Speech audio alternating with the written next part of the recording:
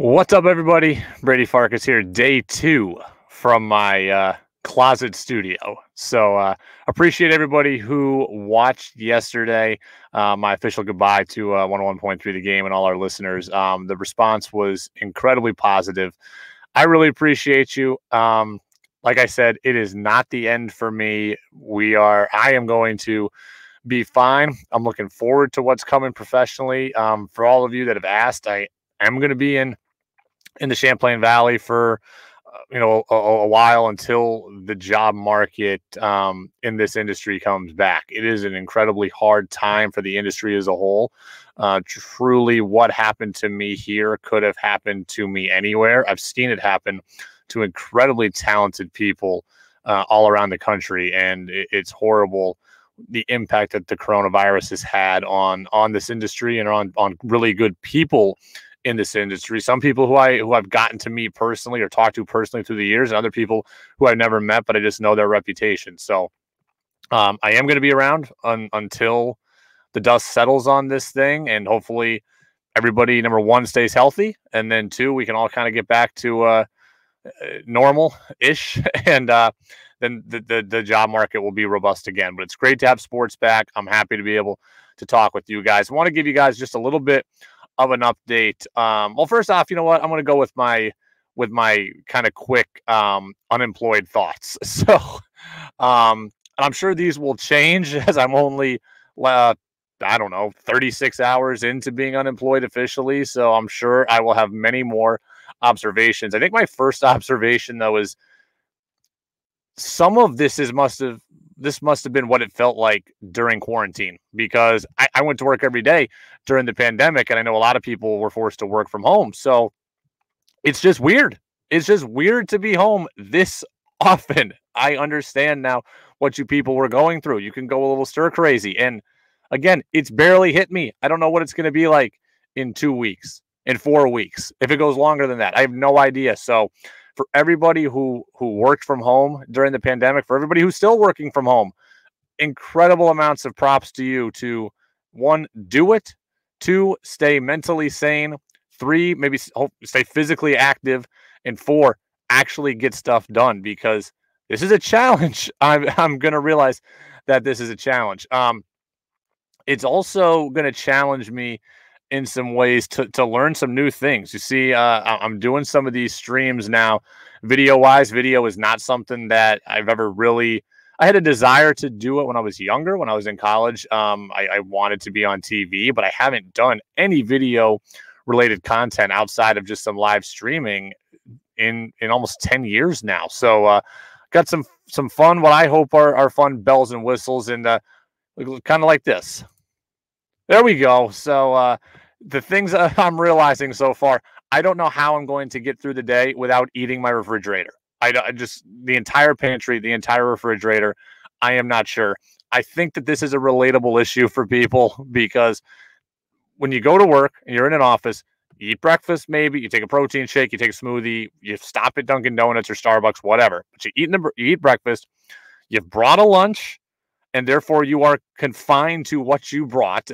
Or you go out to lunch and you are confined to just what you paid for at that time. And then you go back to work, and then you come home, and then it's dinner time. And then you do that.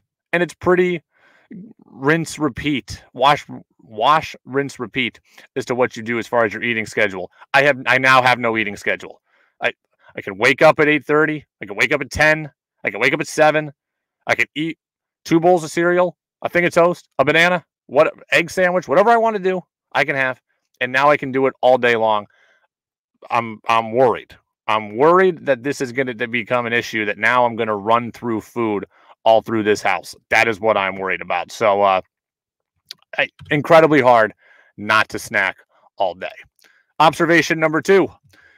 I have been binge watching Burn Notice. Burn Notice is one of my favorite all-time television shows, and I don't find too many new shows anymore, especially now there's no new shows being filmed. I don't even know if new shows will come out because of the pandemic when they're supposed to. So I've been rewatching Burn Notice. Burn Notice, one of my all-time favorite shows. It's about a burn spy, and what a burn spy is it's a spy who used to work for the government, used to work for the U.S. government, And then basically he was put on ice. He had no money. He had no contacts. He had no credit cards.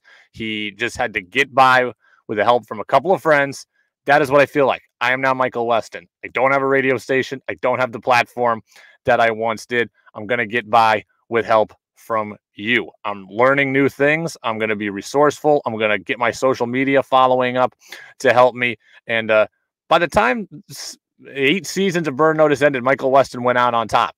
Brady Farkas is going to try to go out on top also. So, by the way, great show. If you haven't watched it, it's on Amazon Prime.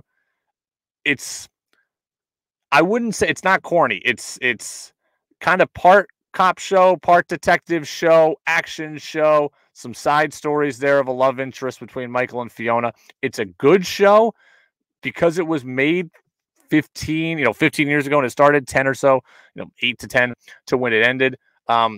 It kind of looks grainy now. It has a nostalgia feel to it. I recommend Burn Notice. So there's number 2. Number 3, I'm going to do something I've never done before.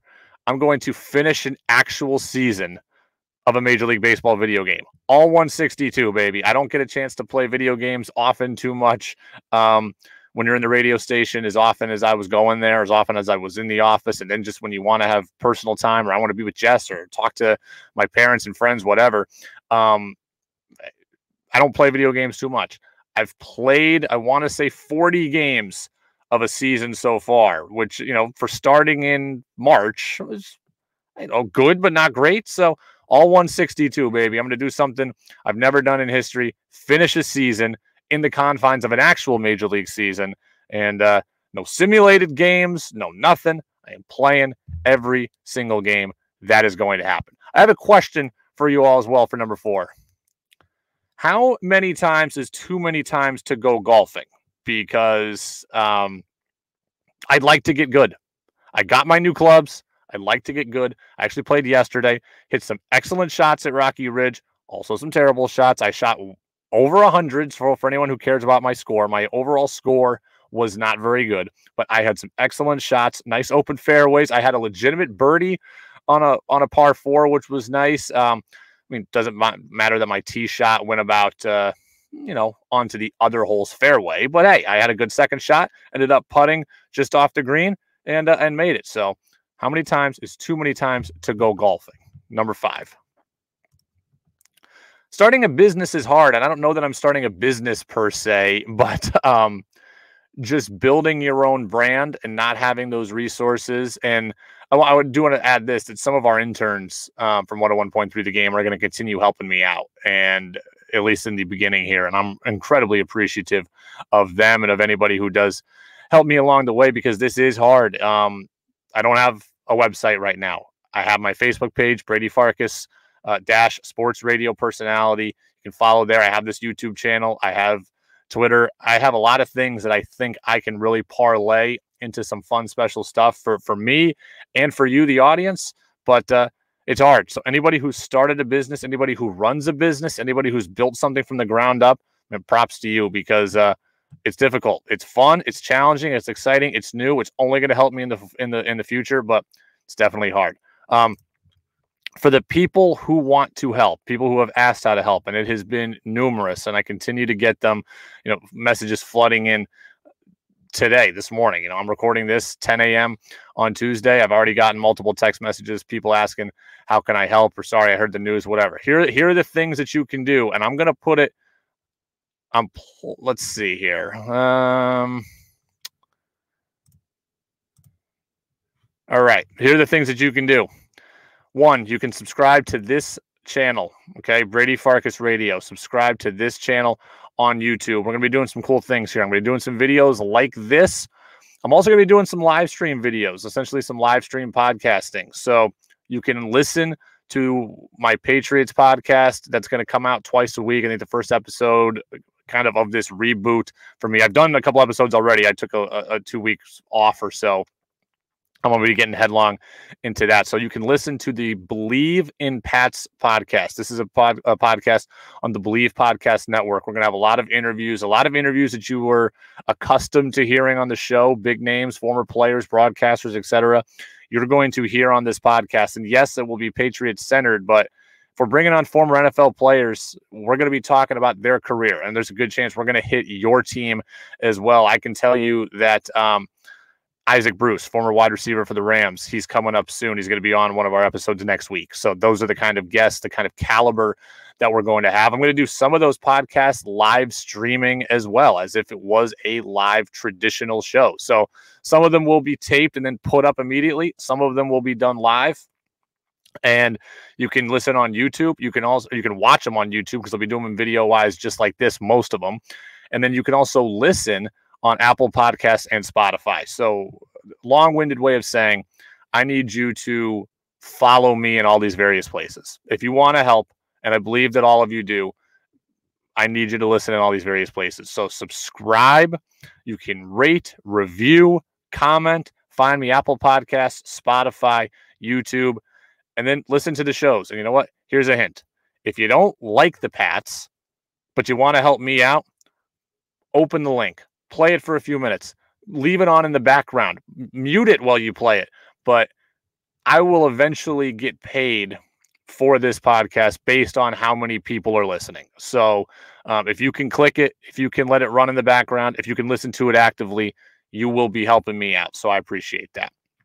3 and 4 go together. While I'm still here in the Champlain Valley, I've decided that I want to, or I think there's a good opportunity potentially to do some UVM related content. And I think doing good long form interviews that we go and get a chance to do on the radio, doing more podcast style stuff, 20, 30-minute interviews with some of your favorite people in Catamount history and the same big names that you're accustomed to hearing on 101.3 The Game. I think that there's a market for that in this market while I'm still local. So if you are interested in listening to that, and that's something you think I should pursue, let me know. I've got an interview already up here on YouTube on this channel with Eric Perrin, former NHL player, won a Stanley Cup, helped lead the Cats to the Frozen Four. So very excited about that.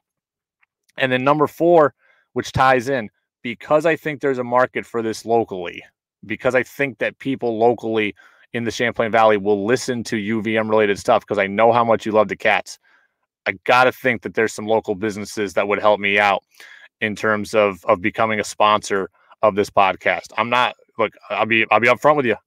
I'm looking for a couple $100s a month in total. So if that couple $100s a month comes from one sponsor who wants to pay it all, then great.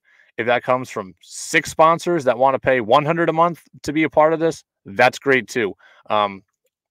I want to bring you good content. I want to pay back the listeners in this area specifically. So I want to talk about things that I think that you are inherently interested in. And then 3, I want to make a little bit of money for myself to help get me through this time.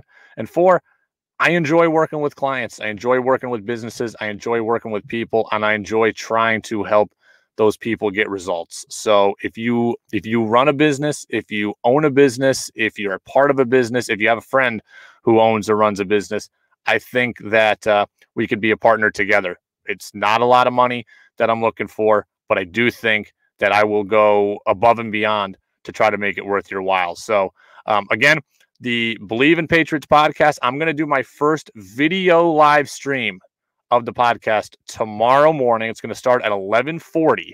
Henry McKenna of Patriots Wire is going to be the first one that comes on and does this live with me. I'm looking forward to talking with him. Bob Sosi, Patriots broadcaster, is going to join me for one that's going to come out on Friday. I'm looking forward to that as well. Bob is great. He is awesome. And it's going to be a blast. So subscribe, rate, review, YouTube, Facebook, Apple Podcasts, Spotify. I appreciate your help more than you know. And I'll let you go because another episode of Burn Notice is coming on. So see you soon.